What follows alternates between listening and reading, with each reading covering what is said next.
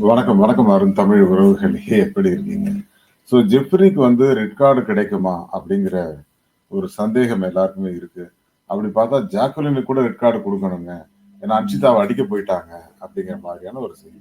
அதுல அன்ஷிதாலாம் அவங்க கட்டி புடிச்சிட்டு இருந்தாங்க இல்லையா? அத ஜாக்குலின் அப்புறம் எட்டி உதைச்சாங்க.